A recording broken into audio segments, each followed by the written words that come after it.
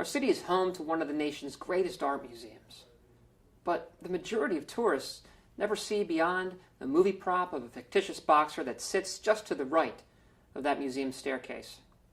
And while that fictitious boxer is important to Philadelphia, what is inside the building is significantly more important.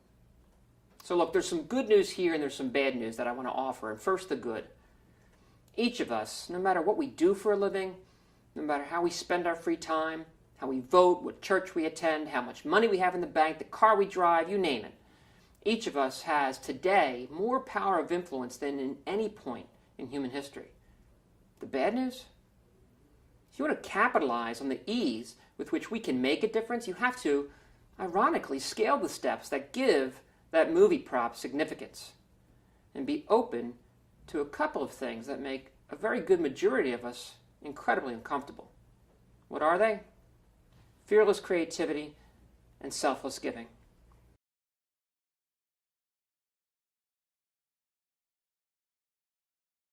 Our Museum of Art is full of priceless masterpieces.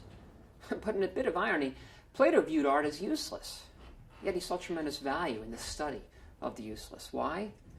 Because, he suggested, that it's the useless that feeds the soul. Not into art? Then what about maybe baseball, skiing, hiking, cooking, a long walk on the beach, maybe wine? Take your pick of the useless. The trouble is, studying the useless can be a rather intimidating task. Let's consider wine, for instance. You know how the self-proclaimed wine enthusiasts, and we all know one, they sort of make you feel foolish when you don't know a thing about what you're drinking. You sometimes feel as though they're scoffing at you because you like some nameless $15 of Pinot that you picked up on a recent trip. It's intimidating, right? Well, that's how I felt about it until I got the best wine advice ever from a sommelier I met, interestingly enough, at a corporate wine event held to have some of our best customers entertained. Her advice was this, simple and beautiful. Drink what you like. Intimidation gone, consumption commence. So look, I see art in a very similar light. It really matters not what you know about art, what period of the painting was done, the materials used, the life of the artist. What matters is that you personally experience that to which you're attracted. But what you find in both wine and art is that as you begin to understand what your personal experience is that satisfies that something within you, you find yourself wanting to enjoy it more, by knowing it more, by studying it, by feeding the soul. So, we need to study the useless.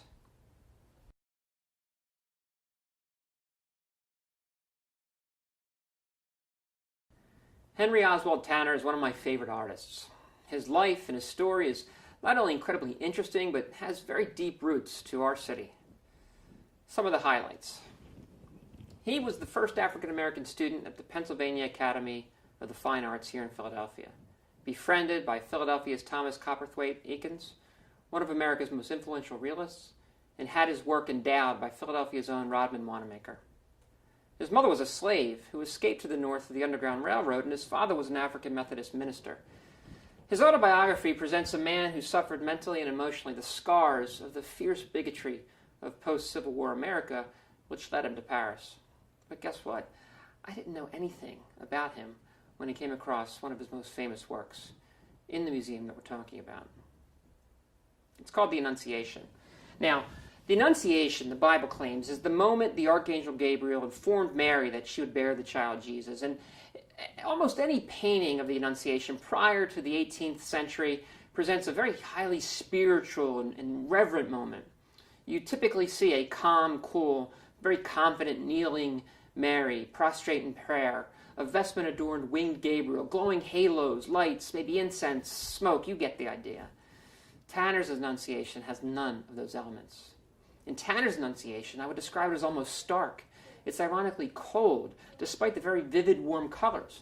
It includes a Mary that is clearly troubled, more than a little afraid and remarkably vulnerable. And a Gabriel that offers not the cool confidence of a vestment-adorned angel, but a penetrating, almost searing light.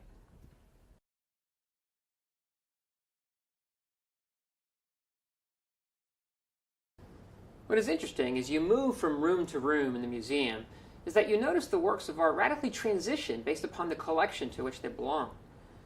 Renaissance art, for instance, is almost exclusively ordered to some religious theme where the artist seems to be theologizing with the inanimate matter he's using through his brush.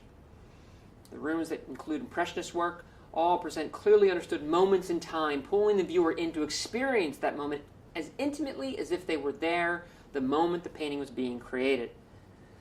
Stumble into the modern section, the late 20th century works communicate the growing noise of the age, the increasing complexity of the human experience, and the stark emptiness that may be hidden just behind or beneath that clutter. Yet, despite this transition, one thing remains consistent. Each piece, each work carries with it an almost desperate need to communicate something. Now, what that thing might be is always open to interpretation. It's the beauty of art. But regardless of what it is to the viewer, if he really stops to consider these useless subjects, he understands that through the artist's work, he's sharing a part of himself, some deeply held value, a belief, a perspective. Their art, their ability to take the skill they've developed, indeed a skill they have possibly refined over years, enables them to create in a way that transcends communication itself. Now, to take advantage of the fact that today we can, with ease, make a difference in many areas of our lives, we have to start right here. We have to find that within ourselves that can create, that can transcend communication, that turns our skills and talents, well, into art.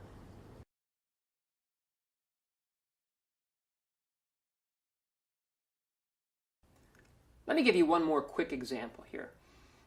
On the upper floor of the museum is what I call medieval functional art. Now, I don't know if that's what it's called, but think suits of armor, weaponry, writing implements, books, and things like that. Now, these items do have purpose, yet they shockingly contain that same desperation I mentioned earlier. Now, they exist not only for the purpose for which they were intended, but also to represent some deeper meaning of the many facets of what that purpose might be. So one example is a medieval breviary, which is essentially a daily prayer book. Now, these items, created before the printing press, are elaborately constructed and illustrated. The artwork indicates not only the social position of the owner, but also reflects the spiritual essence of the words that are contained in the book. Sadly, the dawn of the printing press rendered such an item obsolete. And it is here where we must begin to consider the impact that the advancement of technology has upon the creative nuance of the functional.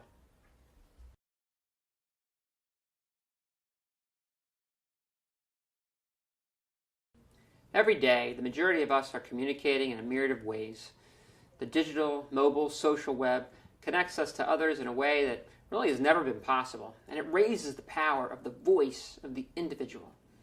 And this is our opportunity to use these relatively new platforms to communicate as desperately as Tanner, to make real that which we hold dear, to commit to creativity, and to do so in a way that exposes us to critique, to commentary, opinion, and dare I say even mockery. Why? Because we are at an inflection point at this moment in time, and we must decide, who are we as Philadelphians? Are we the tourists that get their photo with the movie prop of a fictitious boxer? Or are we the child of the freed slave who bore the burden of race relations in a post-Civil War Delaware Valley? I would argue that we as a community are all the latter. That while we appreciate the movie prop and rightfully identify with that which it represents, inside of us lives more than the fictional grit of the unlikely boxer. Inside of us is a passionate, proud community that has much to say, that has much to give, that has much to create.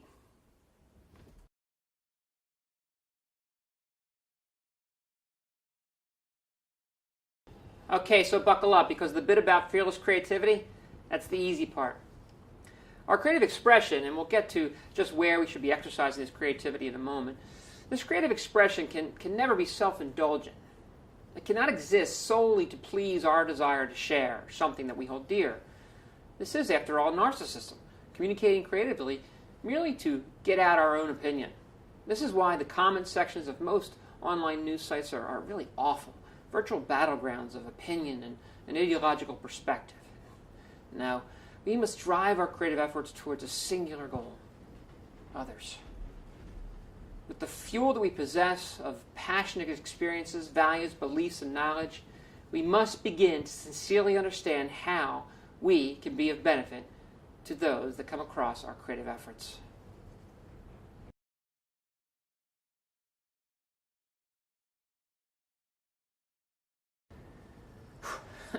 Pretty heavy stuff, no? And I'll tell you what, this right here is the example of fearless creativity. You see, I'm a big affirmation type of guy, and laying out some of these deep considerations of mine is more than a little frightening. I mean, I have no idea whether you're all digging this or not. So sidebar here, if you do dig it, thunderous applause at the end would be really cool. Shoot, that's a little self-serving, maybe narcissistic, sorry. But I think it's a good point to make.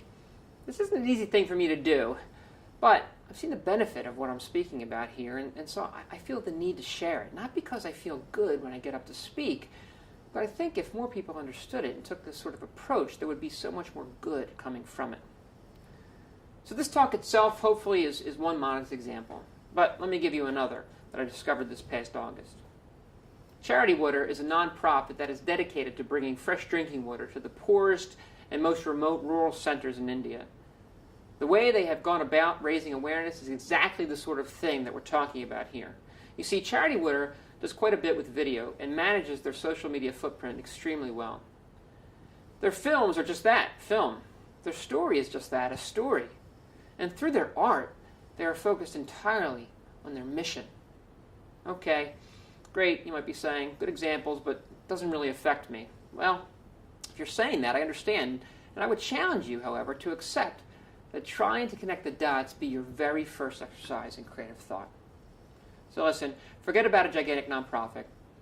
Take a look at the way, first, that you conduct yourself in your professional life.